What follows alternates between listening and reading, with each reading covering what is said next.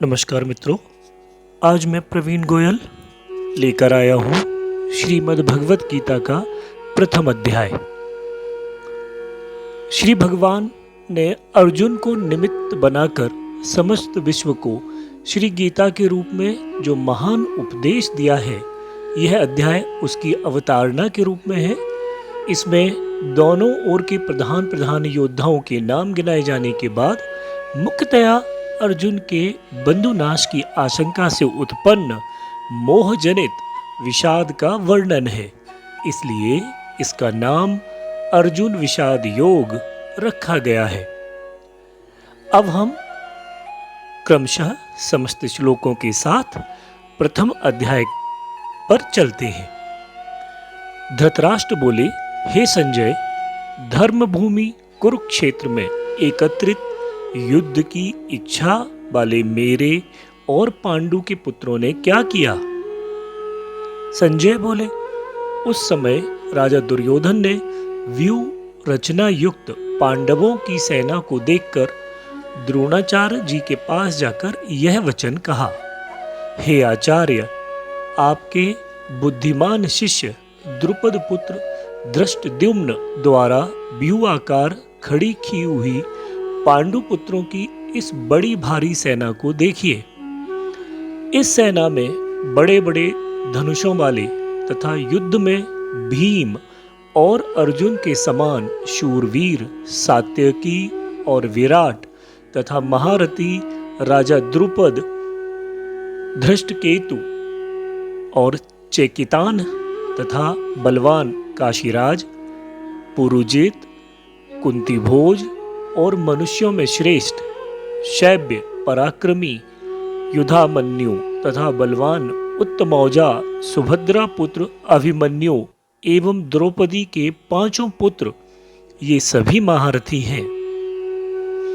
हे ब्राह्मण श्रेष्ठ, आप अपने पक्ष में भी जो प्रधान हैं उनको समझ लीजिए।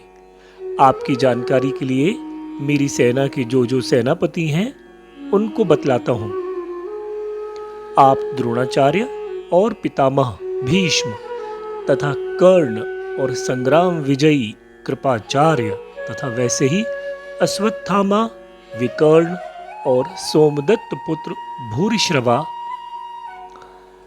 और भी मेरे लिए जीवन की आशा त्याग देने वाले बहुत से शूरवीर अनेक प्रकार के शस्त्रास्त्रों से सुसज्जित और सब के सब युद्ध में चतुर हैं। भीष्म पितामह द्वारा रक्षित हमारी यह सेना सब प्रकार से अजेय है और भीम द्वारा रक्षित इन लोगों की यह सेना जीतने में बहुत सुगम है। इसलिए सब मोर्चों पर अपनी अपनी जगह स्थित रहते हुए आप सभी लोग भीष्म पितामह की ओर से ही रक्षा करें। कौरवों में वृद्ध बड़े प्रतापी पितामह भीष्म ने उस दुर्योधन के हृदय में हर्ष उत्पन्न करते हुए उच्च स्वर में सिंह की दहाड़ के समान गरजकर शंख बजाया। इसके पश्चात शंख और नगाड़े तथा ढोल, मृदंग और नरसिंघे आदि बाजे एक साथ बज उठे। उनका वह शब्द बड़ा भयंकर हुआ। इसके अनंतर सफेद घोड़ों से युक्त उत्तम रथ में बैठे हुए श्री कृष्ण महाराज और अर्जुन ने भी अलौकिक शंख बजाए। श्री कृष्ण महाराज ने पांचजन्य नामक, अर्जुन ने देवदत्त नामक और भीमसेन ने पौंड्र नामक महाशंख बजाया। कुंती पुत्र राजा युधिष्ठिर ने अनंत विजय नामक और नकुल तथा सहदेव ने सुघोष नामक मणिपुष्पक नामक शंख बजाए। श्रेष्ठ धनुष वाले काशीराज और महारथी शिखंडी एवं धृष्टद्युम्न तथा राजा विराट और अजय सात्यकी राजा द्रुपद एवं द्रौपदी के पांचों पुत्रों और बड़ी भुजा वाले सुभद्रा पुत्र अभिमन्यु, इन सभी ने भी हे राजन सब ओर से अलग अलग शंख बजाए और उस शंखनाद ने, उस भयंकर शब्द ने आकाश और पृथ्वी को भी गुंजाते हुए धृतराष्ट्रों के पक्ष वालों के हृदय विदीर्ण कर दिए।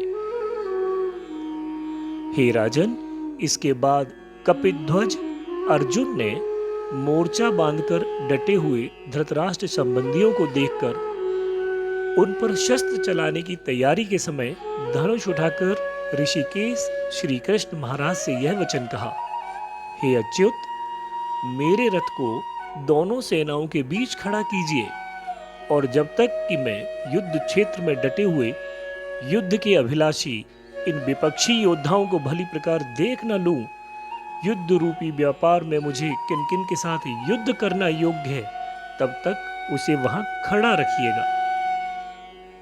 दुर्बुद्धि दुर्योधन का युद्ध में हित चाहने वाले जो ये राजा लोग इस सेना में आए हैं, इन युद्ध करने वालों को मैं देखूंगा।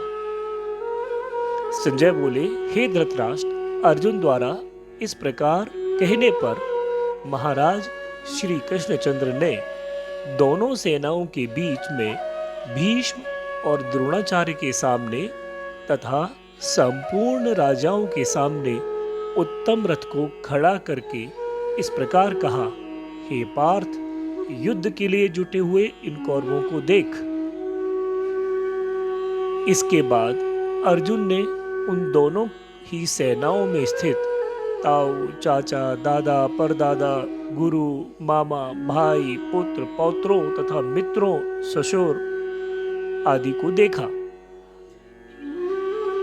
उन उपस्थित संपूर्ण बंधुओं को देखकर वह कुंती पुत्र अर्जुन अत्यंत करुणा से युक्त होकर शोक करते हुए यह वचन बोला, हे कृष्ण, युद्ध क्षेत्र में डटे हुए युद्ध के अभिलाषी इस स्वजन समुदाय को देखकर मेरे अंग शिथिल हुए जा रहे हैं और मुख सूखा जा रहा है तथा मेरे शरीर में कम एवं रोमांच हो रहा है। हाथ से गांडीव धनुष गिर रहा है और त्वचा भी बहुत जल रही है तथा मेरा मन भ्रमित सा हो रहा है, इसलिए मैं खड़ा रहने को भी समर्थ नहीं हूं। हे केशव, मैं लक्षणों को भी विपरीत ही देख रहा हूं तथा युद्ध में स्वजन समुदाय को मारकर कल्याण भी नहीं देखता। हे कृष्ण, मैं ना तो विजय चाहता हूं और ना राज्य तथा राज्यों के सुख को ही चाहता हूं।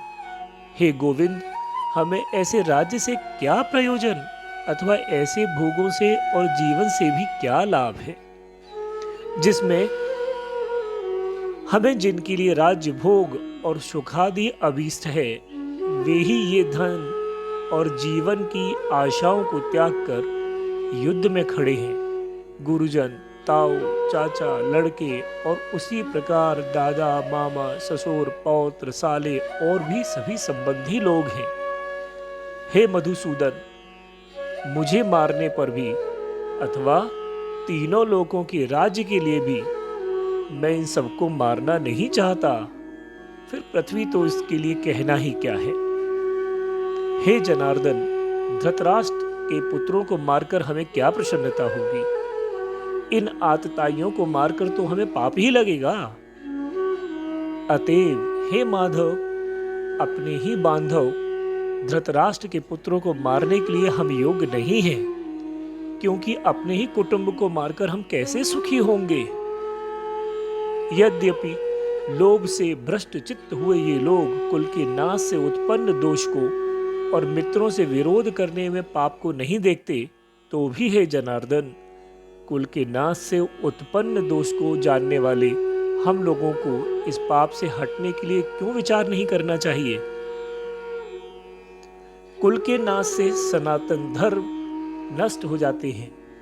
धर्म के नाश हो जाने पर संपूर्ण कुल में पाप भी बहुत फैल जाता है। हे कृष्ण, पाप के अधिक बढ़ जाने से कुल की स्त्रियां अत्यंत दूषित हो जाती हैं और हे वार्ष्णेय, स्त्रियों के दूषित हो जाने पर वर्ण संकर उत्पन्न होता है।